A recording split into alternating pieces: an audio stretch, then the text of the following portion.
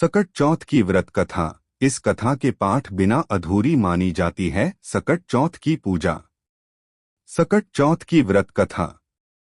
एक देवरानी जेठानी थी।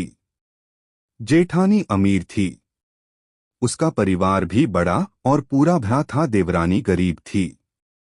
इतनी गरीब की जेठानी की सेवा ठल करके गुजारा करती थी। जो कुछ चूनी चोकर मिल जाता उसे अपनी झोपड़ी में आकर पकाकर खा लेती।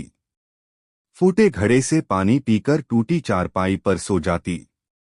सुबह उठकर फिर जेठानी की सेवा करने चली जाती। साल भर का त्योहार आया।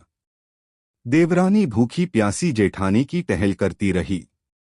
रात को जब आने लगी तो और दिनों की तरह चूनी चोकर भी नहीं दिया। खाली हाथ झोपड़ी में आई। खेत से बथुआ तोड़ लाई। थोड़े से चावल के कण ढूंढकर इकट्ठे किए। कन के लड्डू बनाए, बथुआ बनाकर रख लिया। रात को सकट माता आई। टटिया की ओर खड़ी होकर बोली, ब्रह्मणी खोलो किवाड़ा। देवरानी बोली, चली आओ माता, किवाड़े कहाँ हैं? भीतर आते ही सकट माता ने कहा, बड़ी भूख लगी है। देवरानी ने कहा, माता जो कुछ दिया है खाओ। कन के लड्डू और बथुआ के धोंधा आगे रख दिए। जब सकट माता छक कर खा चुकी तो बोली, पानी तो पिला। देवरानी फूटी गगरी ले आई। पानी पीकर सकट माता ने सोने की इच्छा की। उसने टूटी खाट बाता दी। थोड़ी देर सोने के बाद सकट माता को टट्टी लगी। उन्होंने पूछा, टट्टी कहाँ जाऊं? देवरानी ने कहा, माता सारा घर लिपा पुता है, जहां चाहो बैठ जाओ। सारे घर में उन्होंने टट्टी ही टट्टी कर दी, फिर भी अभी पूरी तरह निपट नहीं पाई। पूछा, अब कहाँ जाऊं? देवरानी ने कहा, अब मेरे सिर पर करो। उन्होंने उसके सिर से पांव तक टट्टी से नहला दिया और चली गई। सुबह जब देवरानी उठी तो सारी झोपड़ी कंचनमय हो गई।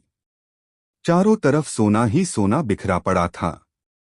जल्दी जल्दी बटोर कर रखने लगी पर सोना चुकता ही नहीं था और वह रखते रखते थक गई। इधर जब समय से देवरानी नहीं पहुंची तो जेठानी बहुत बिगड़ने लगी। जेठानी बोली, कल त्योहार था, सारा काम पड़ा है और देवरानी जी कहाँ अभी पता नहीं है। उसने अपने लड़के को भेजा और कहा, जाकर फौरन बुला लाओ। लड़के ने जो खबर दी तो जेठानी का जी धक से रह गया। दौड़ी दौड़ी पहुंची, देखा चारों तरफ सोना ही सोना बिखरा पड़ा है। देवरानी से पूछा, किसको घूसा किसको मूसा? देवरानी सहज भाव से बोली, न किसी को घूसा न मूसा। यह सब सकट माता की कृपा है।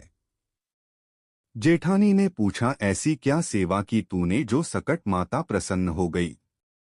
देवरानी बोली, मैंने तो कुछ नहीं किया, केवल कन के लड्डू और बथुआ के घोंधा दिए थे खाने को। इस प्रकार उसने सब कुछ बता दिया। जेठानी घर आई और गरीबों की तरह रहने लगी।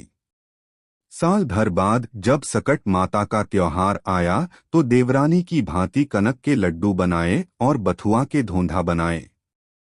फूटी गगरी और टूटी चारपाई रख दी और सकट माता की राह देखने लगी। रात में सकट माता ने दरवाजा खटखटाया। जेठानी ने कहा, माता किवाड़े कहाँ हैं? टटिया खोल आ जाओ। सकट माता ने जो पिछले साल देवरानी के साथ किया था वही सब किया। जेठानी ने कहा, माता जो कुछ है खाओ पियो, तुमसे कुछ छिपा तो नहीं है।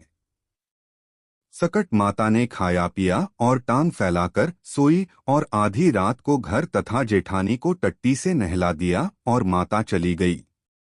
सुबह हुई, लड़के बच्चों ने देखा चारों तरफ गंदगी ही गंदगी फैली है।